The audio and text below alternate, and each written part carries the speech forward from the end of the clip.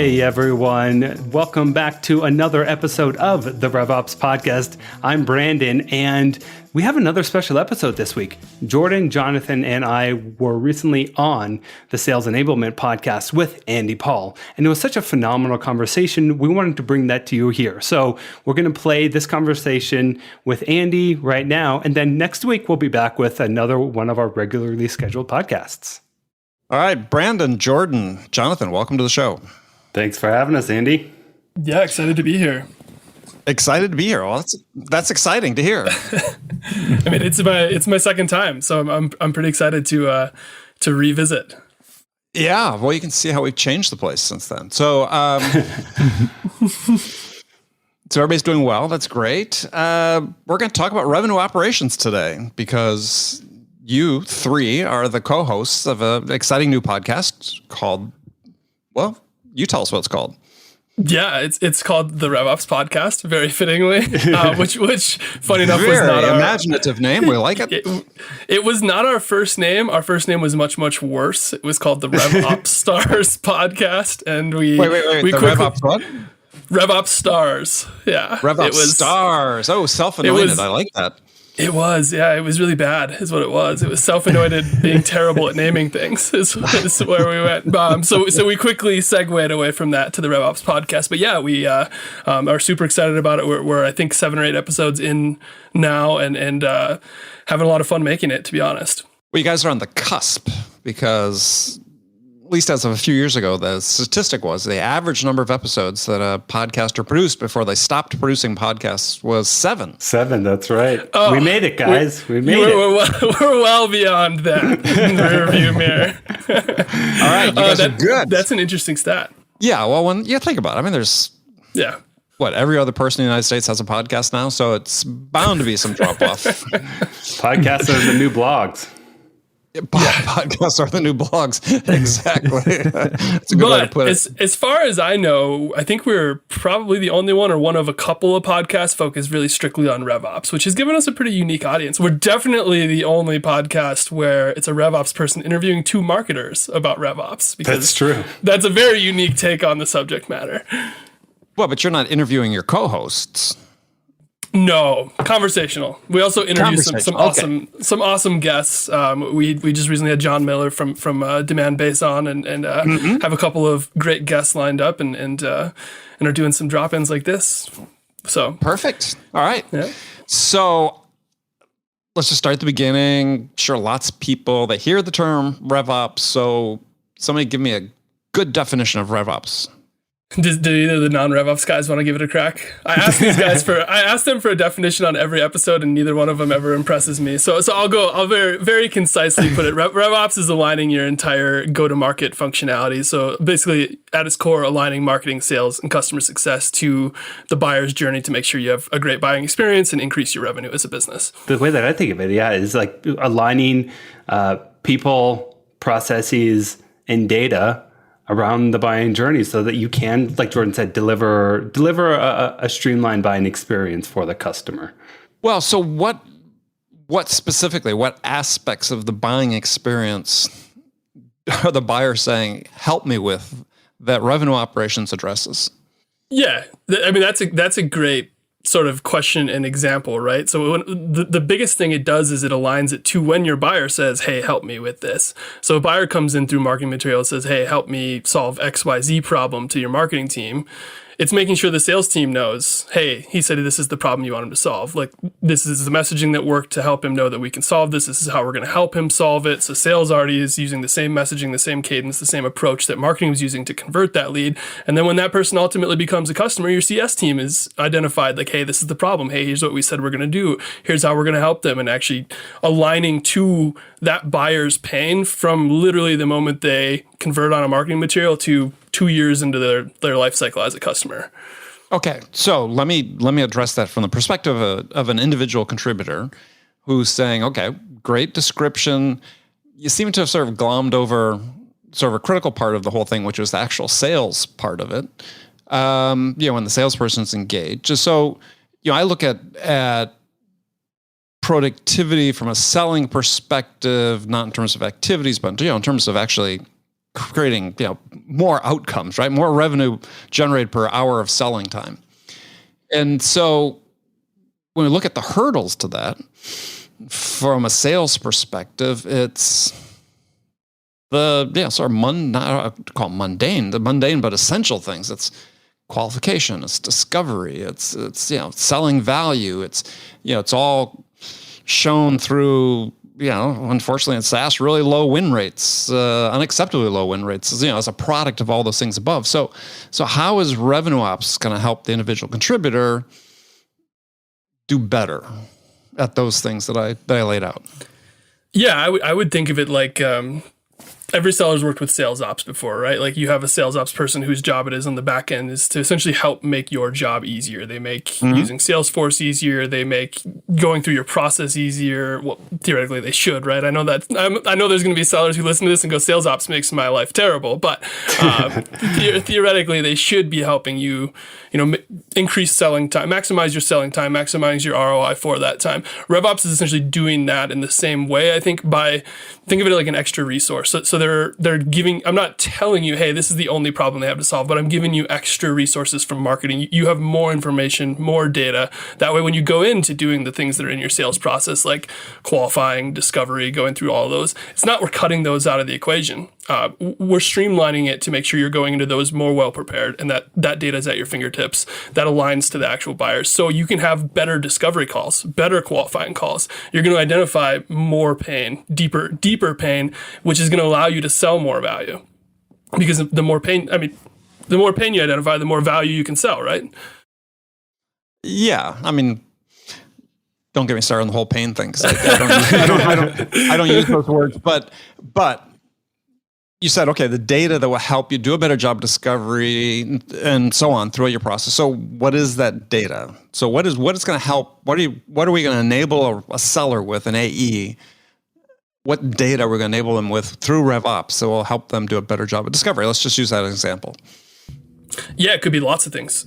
So like the easy ones are the messaging. Here's the messaging we use that they converted on. Here's where they came from. Here's the questions you should ask this person. Here's some sample discovery questions for this person based on where they converted. So they converted on this infographic that said, these are 10 ways that sales reps are wasting time. That means that this person is concerned about how sellers are wasting time. So here's 5 sample discovery questions that we would use that are actually drafted with marketing and sales to help you dig in on that specific problem. And here's what that what that infographic said, right? So rather than just like kicking that over and saying, hey, sales, here's a lead, good luck, throw it over the fence. We're actually giving you guidance and aligning that to make sure that you're asking the right questions. And then the second piece of that is then measuring the success of those discovery questions, that sample messaging, and feeding that back up to your marketing team to make sure marketing is changing what they're using, what messaging they're recommending, and how they're bringing in leads, because they can start to better inform the audience before it even gets to you to make your conversations continuously better, right? So it's sort of that whole feedback loop, not just downstream, but also upstream. And so how are you measuring whether those questions were effective or not? So call outcomes, talk time on calls, objection handling ratings. We use obviously our own product conversation AI very extensively at RingDNA to do a lot of this really cool stuff. You can go in and listen to 100 phone calls and see what objections we got for specific lead sources and roll that data back up. We use Yoda to do the discovery questions, examples like, hey, this person's mentioned this, they converted on this lead source, here's an example question you should ask them, pops up right on the screen, super valuable. They can rate afterwards. Slow down. So for people who aren't aware of what Yoda is, explain what Yoda is. Yeah, Yoda is a real-time coaching tool. That is the easiest way to put it. Yes. From RingDNA, and I'm not a seller, so I will not be the best person. I think we just grasped that in the last minute or so. Yeah. Go ahead. But Yoda allows you to put real-time notifications and real-time guidance and coaching on the screen of your seller while they're on a call, whether that's a Zoom call or a phone call. And so it's picking up like, hey, this person came in through this lead source, or this person has mentioned this specific thing. Here's 2 example questions that you should ask them, or here's 2 example ways to handle that objection in order to help us proceed this call forward. So it's a way to honestly scale coaching across your team. And we use it as part of our revenue operations, very importantly, to give that real-time discovery guidance and call coaching to AEs and SDRs that's actually, based on the question, not only the questions being asked, but the lead source of the person they're talking to, the actions that person is taking, that sort of thing. Yeah, I think it's important for people to understand that this is happening in real time. It's not real time. Real time. Exactly. It's not somebody listening to the call and doing that. It's the system itself is making those suggestions. Go ahead. Yeah, I was just going to say, and where RevOps also really comes in handy here is like just making sure that all of that data is attached to that contact or that account or that opportunity so that you can trigger these notifications based on any of that data, right? So, we work closely with sales to say, all right, if it's this title, ask this question. Or if they're in this stage, ask this other question. Or you could even be listening for things that are not said. You did not ask this question 2 minutes into the conversation and 2 minutes into the initial call. Let's remind the rep to ask that. And it can be different based on the person they're actually talking to. So, a lot of the unsexy work is actually the work that the RevOps team does behind the scenes to make the sales process more efficient for both the buyer and the seller. Okay. Yeah, I think that, as I see, is potential. I don't know. I say problem, but I mean it's one thing we see is we have reps get too reliant on these questions that are suggested, Sure. and they suspend their curiosity, which is the curiosity in the moment that really leads to the true understanding. So it's like, well, how do we ensure that reps don't become so reliant? Because we see a large number of sellers that have become, we've all heard the stories about robotic sales reps. Mm-hmm. So how do we make sure we're not creating more robotic sales reps? How do we use this data to help really stimulate their curiosity? I think like a lot of this, sure, it can make sure that you're asking certain questions, but it also coaches you on other behavioral stuff. So if you are dominating the conversation, like if we had Yoda or CAI, Conversation AI, which is another product on this podcast, it might be like, Jordan, stop talking. Let your fellow co-host talk. Right. I'm just kidding. but I would never get that recommendation. Yeah, that's like, not for me at least. I suspect I hear that often on your show. Yes.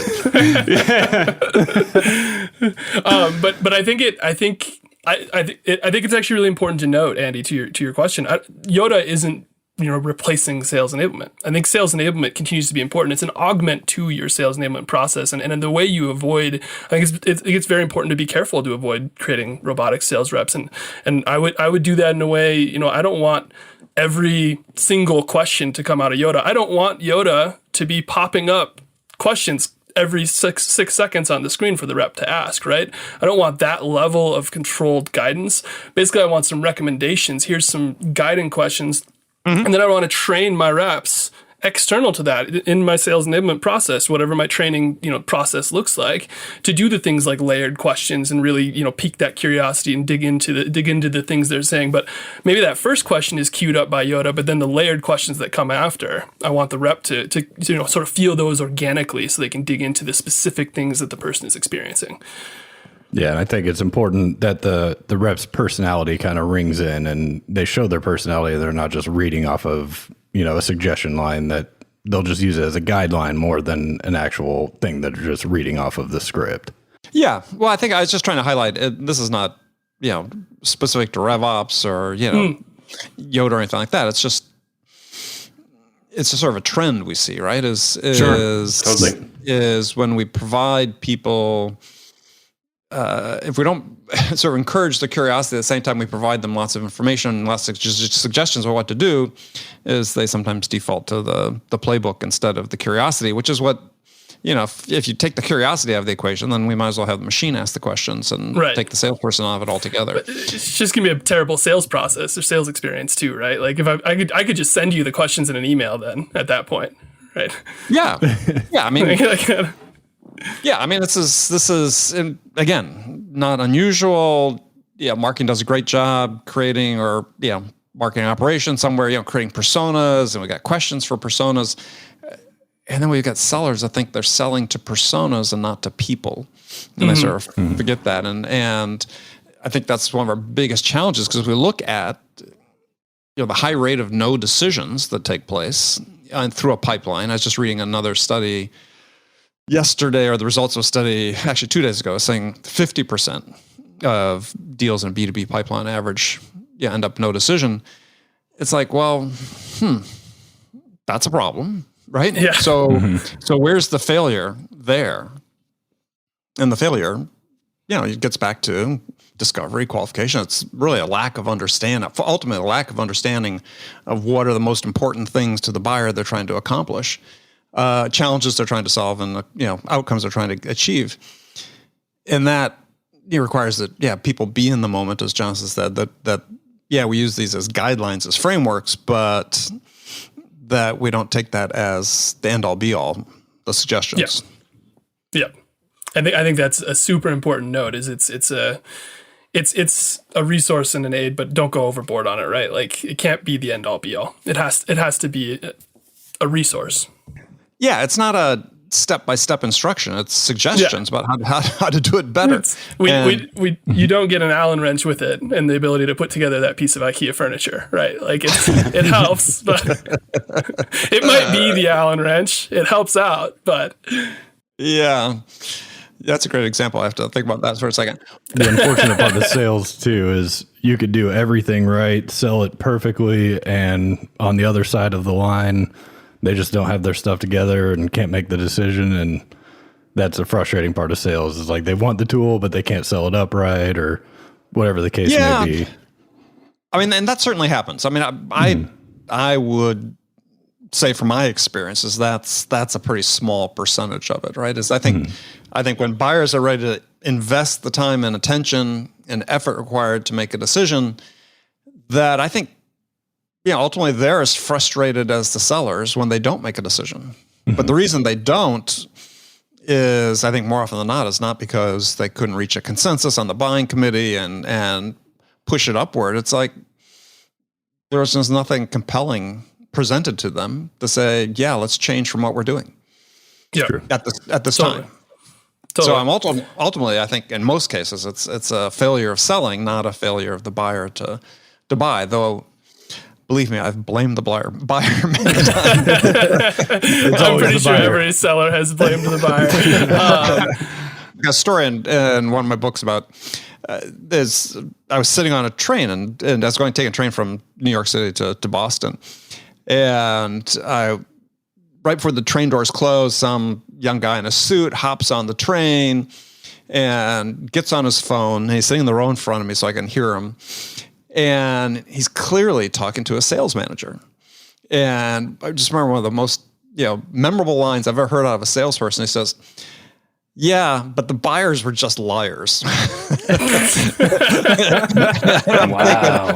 I'm thinking, oh, the whole world, summed up in one sentence, because clearly the boss was saying, you had said we were going to close that deal this month, because it was the last day of the month. That was committed for sure. Yeah, it was committed. Yeah, the buyers were just liars. I was like, yeah, buddy. Keep telling yourself that. Yeah. I felt like tapping him on the shoulder and saying, I've got a copy of my book here, but I just couldn't bring myself to it. I wish I knew what his manager was saying on the other end of that line. Oh, sure. I'm sure he was telling him chapter and verse about how you promised. You swore this was going to happen. We went through this account. What happened? There's a rule. Not digressing too much, there's rules. As a manager, you should really watch out for is when you're doing pipeline reviews and you're talking about specific opportunities, the odds of the deal happening are in inverse proportion to the amount of defensiveness displayed by the rep when talking about it. So, just FYI. Now, how do we measure that defensiveness? Well, you get a sense, right? You can always tell. You can always tell a little bit. Yeah. Oh, yeah. No, believe me, this one's really going to happen, boss. Trust me, it's really going to happen. It's like, no, that's not going to happen at all. Okay. Next. All right, so let's take the questions about how RevOps helps, and let's move it up a level to the frontline manager.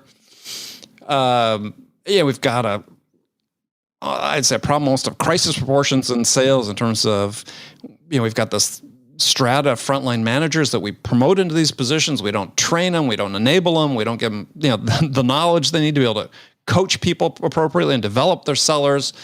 Get high churn rates among sales sellers. So how's RevOps going to help them? It's a great question. It's a very large question, but yeah, I mean, I think it still comes back to enablement, right?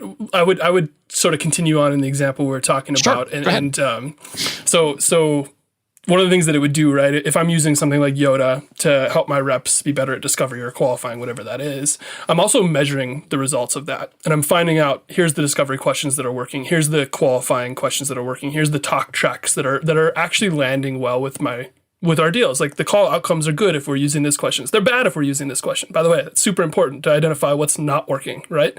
And it's helping me as in RevOps. I can then go in and say, here's what messaging is working for these different types of calls. Here's what messaging is working for prospecting cold calls and calling, infographics. And I can put all that information into the hands of a manager, especially a new manager, and suddenly they've got some guidance on what sort of messaging is working, what their ICP is, who they should be reaching out to, how they should be coaching their reps specifically, right? Like these are the things you should be doing or shouldn't be doing. They can listen in on calls and actually day-to-day manage reps that way, and enables them to essentially, step into that role without just drowning right away. It gives them some resources, something to cling on to.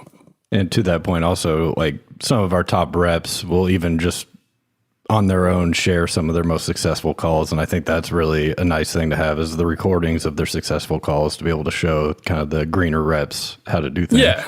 It definitely helps, right? Like, let's celebrate with each other. Here's some great calls. Here's some deals that closed, and here's how those calls went. And we can share that out to the team to help new reps and help people stay longer, that sort of thing. Yeah. So, but just sort of close the circle on the question is, so yeah, the things you talk about, a lot of people are going to listen to this and say, well, yeah, I get that anyway. I don't need RevOps. So where's RevOps come? And this is because I want to come back and say, okay, let's look at where RevOps fits in the organization and what's under it, who's it work with, and so on. But maybe just start with that question, then we'll circle back up to where it fits. I'd like to know who gets that data right now that doesn't have RevOps, to be honest. I don't think there's a lot of people that get that level of granularity in how their calls are going and their new managers are picking up that level of data. But they have the tool, right? I mean, if somebody has a conversational intelligence tool, what's the step they're missing to be able to extract that data? Data layer would be the most, and Jonathan can probably talk more about that because he asked me to talk about data layers every single week. But we can talk about data integrity. But for what it's worth, a hugely important piece of RevOps is aligning your data layer into one system, which allows you to communicate these things cross-departmentally and upstream from marketing to sales and et cetera. And I'll let Jonathan speak to that in a moment. The other piece of it is you might get that information in your current state, right? If you're in a sales management position, you might get some level of, here's the outcomes of our calls. Here's what that looks like coming from your sales ops team specifically. But it's not going to be based on anything besides, here's how our sales calls are going, because it's in that sales silo. And the RevOps thing is really about extending it beyond that. So like, hey, new manager who's managing my inbound SDRs, here's how our calls are going by lead source. By the way, right? Like, let's break this out. If they're converting on this infographic, nobody's ever converting to an opportunity. If they're converting from this other infographic or this event that we had, everybody's taking a meeting. So great. So let's coach you into, prioritizing these leads specifically. It's aligning back to the marketing side to help them be better managers. All right. Fair enough. So, Jonathan, he said he was going to let you talk. So, go ahead. Yeah, you want to talk about data? Jonathan, tell us about data. Grab the opportunity. Wait, George, shut up for a second. Yeah, so I think another big piece of that is just enabling the data to be in a place where it's actionable and you can actually analyze this data. So, providing data at the fingertips of the reps so that they can see what's working, what's not working in real time and take action immediately is one of the most critical points. Okay. So centralizing data, making sure your data is all in one spot, it's easy to access, easy to analyze. I think that's one of the most critical facets of revenue operations. All right. So, Jordan, where's this fit in the organization? I think of revenue operations, my preferred. There's a lot of debate about this, by the way. People are like, should it report to the CMO or CSO or CRO or COO or whatever it is? Some people think that the head of revenue operations should be the CRO. Yes. Also true, right? So this is I don't care is my honest answer. I don't honestly think it matters if you report into the CSO or the CMO. I think the most important thing is that you have an executive mandate. So you have your CEO and your exec team is bought into the concept that somebody's job is to align these teams, and they have a lot of autonomy to go do that. I think that's very important. And I think that the role is essentially layered on top of sales ops and marketing ops. It's not replacing those things.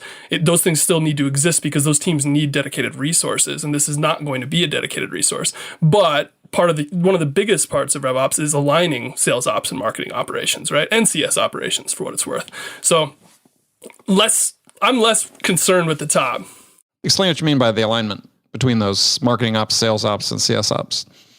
Yeah. So everybody probably has sales ops. Marketing ops has really seen a rise in the past couple of years, but marketing ops, Jonathan, you could talk about what you do a little bit. But essentially, when we're talking about sales ops putting together our data and aligning everything for the sales team and making sure they have the right tools and technology and frameworks and processes for their frameworks. At the same time, Jonathan, who's our marketing ops guy, is doing that on the marketing side. He's making sure our email campaigns are going out to the right audiences and that everybody's triggering into certain things, and he's pulling in data from different sources to augment our marketing database, which is actually also our sales database because we have a shared data layer. Mm-hmm. All of those two things are very, very important. But if Jonathan and Matt are aligned, it means Jonathan could be, for example, emailing everybody in our database for one campaign while sellers are also double targeting at the same time, right? Which could cause damage because they could get a sales email and a marketing email within a minute of each other, which makes us look like we have no idea what we're doing. So it's a very easy example of we need those two things super aligned to make sure our targeting across the entire business is in order. Okay. And really maximizing our spend, especially on our paid side, on the marketing side, is ensuring that sales and marketing alignment. And I think RevOps is in the best position to help ensure that. So this is a dotted line between marketing ops and sales ops into RevOps. Mm-hmm. Yeah. Okay. In a lot of ways, I think it aligns that maximizing spend, ensuring that our outreach is very coordinated across the board, ensuring speed to lead, conversion rates, because I think marketing to SDRs is a super important touch point between those two teams, and that should be, very much in the wheelhouse of revenue operations. Upstream feedback loops would be very, very important as a part of this. So sales ops and marketing ops, it's really easy for people to conceptualize sending data downstream to sales, right? Marketing, hey, here's this lead, throw it over the fence, and sales takes it and runs with it. And here's some information about that lead as you go. But sending feedback back from sales to marketing is very important. It's something that doesn't happen, I think, at a lot of businesses. And so making sure that sales ops is doing things to pull data and results from sales and feeding that up to marketing in a way that's very useful for them and deciding who to target and what messaging to use and those sorts of things is also a huge piece of that. And that's definitely something that RevOps does help coordinate between sales ops and marketing ops. Okay, well, let's give Brandon a chance to talk here. So Brandon, why does product marketing care about RevOps? I think that's a great question. And before we did the podcast, honestly, I was like, this is going to be interesting. We don't really do the same things. But at the end of the day, like if you think about it, we actually do very similar things. We just do it in very different ways. Like a lot of the things that we're talking about is enabling sellers to sell better, right? Like he's doing a lot of things on the back end, whereas my team comes in with the content and the messaging, the positioning. And then I get that feedback from his team saying, this is what's working, this is what's not. Or if we're doing something like, territory planning or anything like, new pricing or reevaluating our pricing. Now, we just recently talked in an episode about that. And there's actually a lot of data that I get from his team that actually helps me inform how I make these decisions, and vice versa too. There's a lot of information that I have in the market because that really is what product marketing is. That's one of their main jobs, is having their ear on the market. I can go back to him and say, as you're doing the territory planning, here are some things that might be changing in specific markets and specific segments, and that will help him inform how he actually splits up the territory. or things like that, which reps he assigns there, that sort of thing. So yeah, in the beginning, I really actually had that same question, but at the end of the day, it's like, there's actually a lot more that we could be doing together, that we should be doing together. And honestly, doing the podcast has actually helped me align with the RevOps team overall. All right. That was the actual intention of the podcast, by the way, because it was just to get Brandon to understand that I have a valuable job at the business. That was it. He actually does do work. Okay. Brandon into the fold. Yeah. Perfectly understandable. So, so I guess one of the last areas I wanted to ask is, because this is a new function. So, like, Jordan, you've been on the show in the past. You talked about how you got into it, but for people who are listening to this, because I get messages all the time. People think, I want to move from sales into enablement, or I want to move from sales into sales ops, or something like that. So, would the seller look at RevOps as a potential career path?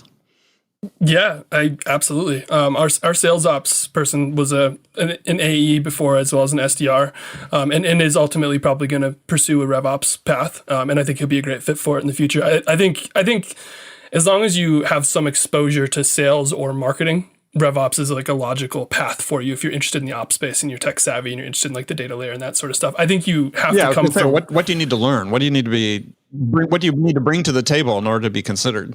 There's definitely a layer of, like Salesforce admin skills and HubSpot admin skills and just overall technical aptitude. I think, Jonathan, how many different softwares do we log into and use on a daily basis that you have to just pick up and run on? Like a dozen? So many.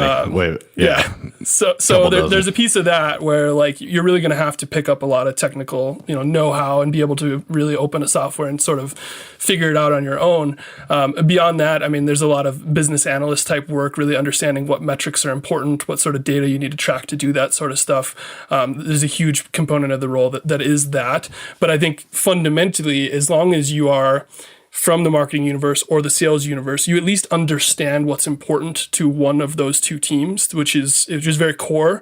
And then as you grow into the role, whether it's marketing ops and then stepping into RevOps, or sales ops and then stepping into RevOps, you can learn what's important to the other team. Right. Okay.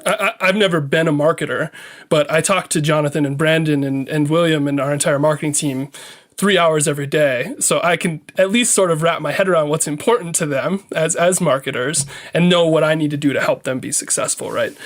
So the things I would lean into, I think marketing or sales people should absolutely, if they're interested in it, pursue that role. Things I would lean into are technical aptitude, really learn Salesforce, HubSpot, Pardot, that sort of stuff.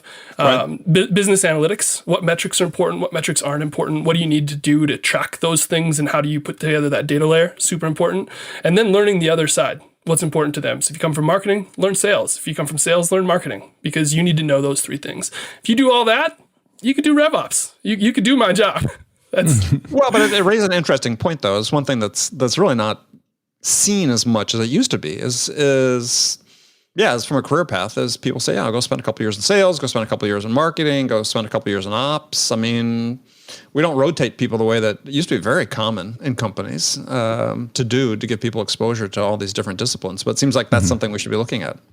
Yeah. I think that would be great. I haven't met anybody in a long time who's jumped from like 4 years of sales over to 4 years of marketing, right? Although I think Brandon, actually, you did that. You were in sales. Totally. I started out I was my first real job out of college. Yeah, I was an SDR. Then I carried a bag for a few years and then made the move over to marketing. Carried a bag. I actually carried a bag. Okay, you're right. I did physically. No, you're right. You're totally right. You're actually carrying I'm not that old.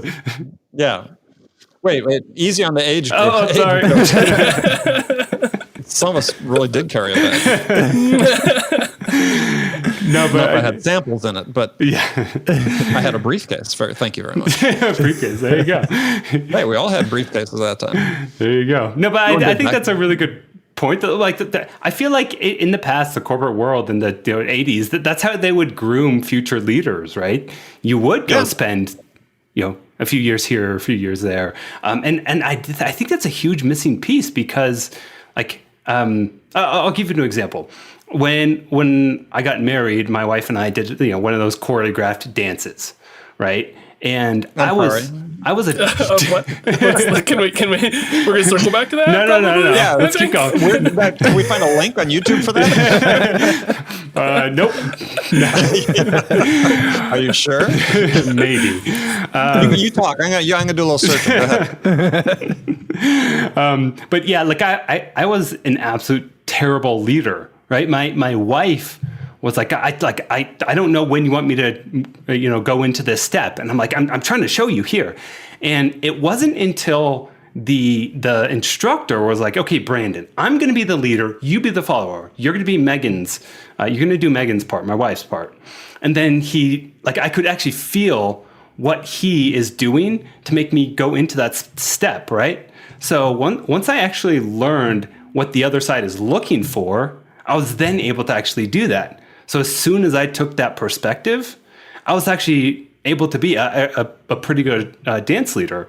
And that's how I've approached, going into product marketing. Let me actually go read a ton of product books. What does product actually do? How does product actually operate? And then how can it be a good counterpart to that? So, that's also the approach I took to sales and marketing. And I'm still stuck on the fact that you learned empathy from a dance instructor. But yeah, there you go. It's a pretty awesome story. I like it. I just like that Brandon has kept with tradition, despite this not being the RevOps podcast, in mentioning that he reads a lot. It's about seven consecutive episodes that he's dropped that nugget of wisdom. I do know how to read. Very good. And what are you reading? Right now, I'm reading a few. I just read a book on pricing, Confessions of the Pricing Man, by Herman Simon, which is the founder of Simon Kucher, which is kind of the leading price consultancy out there. Super fascinating book. Highly recommend that one. Just read Noise by Daniel Kahneman. Everyone knows Thinking Fast and Slow. This is his next book. I'm I don't know, maybe a quarter way into it. And then I actually, based on one of your recommendations, Andy, business storytelling. Yes. Yeah. Recently, maybe a few months ago on your podcast. Yeah. Lee Lazarus and Janine Kurnoff. Yes. Great book. That is a great book. Love the visuals. Yeah. The visuals are fantastic. Yeah, yes. Great book. All right. Jordan, Jonathan, you guys read at all? I do read. I just don't have to. I don't feel obliged to tell people about it every episode. But right now, I'm actually reading "Algebra of Happiness" by Scott Galloway, which is more of a personal book. But I love Scott Galloway. I'm a big Scott Galloway fan. Yeah, totally. Yeah, adjunct professor of marketing at NYU Stern. Hugely, his newsletter, his books, everything. It's all awesome. Definitely. Yeah, I listen to Pivot, at least one of the episodes a week of Pivot with Kara Swisher. It's a great. Yeah, that's a good podcast. Yeah, he's got a great perspective about the dangers of big tech. Yeah. He really does. The big four are in his nightmares constantly, I think. So mine too, as a matter of fact. So, Jonathan, how about you? What are you reading? I actually never learned to read, so it's too bad. I don't really read a whole lot. I do a lot of digging around on videos and articles and things like that, but I don't do a whole lot of books. I maybe should, but one of these days. Yeah, they should write a book. That'd be a good way to get you reading. Oh, there you go. With all this free time I have, skip right past reading straight into writing a book. Well, hey, you got to research it. Do a little reading. It's a good way to do it. So that's a good idea. All right, guys. Thanks for joining me. So your show comes out how often? Weekly on Wednesdays, I believe. Wednesdays? That is correct. Everybody's nodding their head. Yes, that's correct. It is on Wednesdays.